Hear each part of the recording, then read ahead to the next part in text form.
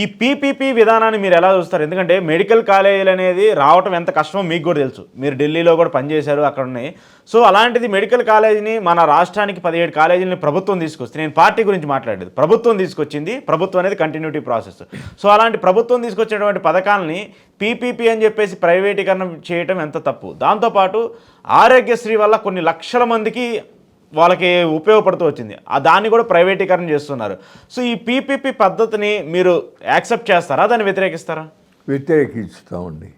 ఎందుకంటే ఇప్పుడు ప్రభుత్వం యొక్క బాధ్యత భారత రాజ్యాంగం ప్రకారంగా కూడా 14 సంవత్సరాల లోపు పిల్లలకి ఉచిత విద్య ఉండాలి అనేది రాజ్యాంగం చెప్పింది.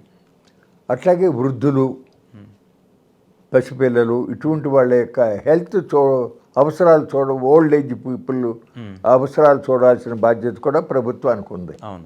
ఆ కోణంలో ఆలోచించినప్పుడు సరే, విద్య అంటే ప్రైవేటైజ్ అయిపోయింది. ఆంధ్రప్రదేశ్ రాష్ట్రంలో వాళ్ళ కొద్ది సంస్థలు, నారాయణ, శ్రీ చైతన్య, భాష్యం వీళ్ళ చేతుల్లోకి వెళ్ళిపోయింది.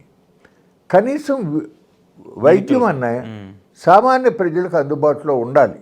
కానీ వాళ్ళ చాలా కాస్ట్ ఆఫ్ హెల్త్ చాలా పెరిగిపోయింది. దాని మూలన ఏటా కూడా కొన్ని కోట్ల మంది పావర్టీ రేట్లోకి రేఖ కిందకి వెళ్ళిపోతున్నారని రిపోర్ట్లు ఉన్నాయి.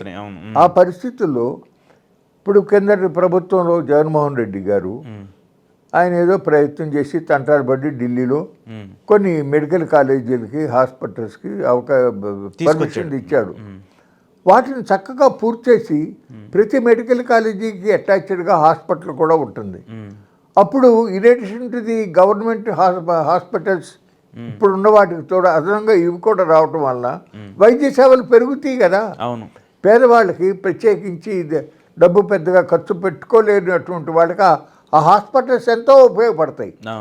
వాటిని కంటిన్యూ చేయాల్సింది పోయి మా దగ్గర అంత డబ్బు ఎక్కడుంది, 5,000 కోట్లు కావాలని అవన్నీ పూర్తి చేయాలంటే అనేటటువంటి బేదర్పులు అరిసి పీపీపీ పద్ధతి తీసుకొస్తాము అని చెప్పి అంటాం. అంటే అది ప్రభుత్వానికి సామాన్య ప్రజల యొక్క వైద్య సేవల విస్తరణ విషయంలో ఉన్నటువంటి నిర్లక్ష్యానికి అది ఒక ఉదాహరణ.